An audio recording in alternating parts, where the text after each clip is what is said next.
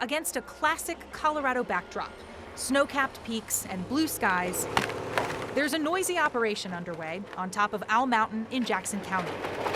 We're seeing a processor and a skidder working the wood that's been cut out in the forest. Forester Carolina Manriquez helps lead this 376-acre project. Regenerate the forest, reduce wildfire risk, protect this watershed, and create wildlife habitat. They're cutting down and removing mostly dead trees. Cleaning the limbs out and then cutting it to length. We want diversity of ages so that the system is more resilient. Again, if a fire comes through and it's a patchy system, that fire will hit the landscape differently. And also, different insects and different disturbances will affect those trees differently depending on how old they are. We are on one of the logging sites. In December, foresters led reporters on a tour of logging operations in Jackson County, where dead, beetle-killed trees pose a wildfire risk. So what we're trying to do with this sale is basically get rid of these dead trees before they fall over and become a major fire hazard. 2020 broke wildfire records. The Cameron Peak and East Troublesome became the state's largest wildfires ever. The scale of the fires is shocking. I mean, even as somebody who's in the field of forestry,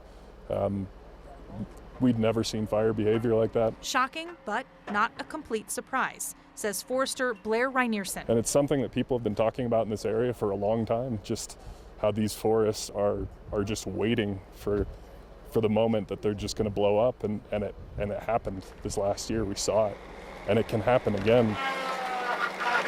This site is just one example of forest management, a term we have heard a lot lately. With fuel conditions like that, and with drought like we saw this year, you need to have some of these larger scale interventions to sort of defend the landscape and to diversify the age of the forest. Those working on this mountain say the forest is not healthy. Very poor. CJ Pittinger is a third-generation logger. He's working on a site on top of Gould Crest. Well, obviously the dead, and then is the main thing.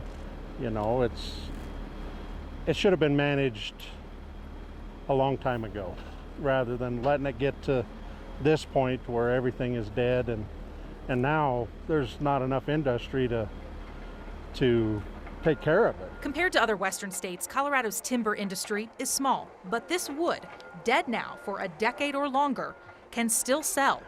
Funding is a major hurdle for forest management. If there wasn't markets for this wood, if CJ wasn't able to justify this treatment with a mill, you would be talking about hundreds of thousands of dollars that you would have to spend to treat this, and there's just not that funding anywhere. Foresters are quick to say this is only one piece of a much bigger puzzle.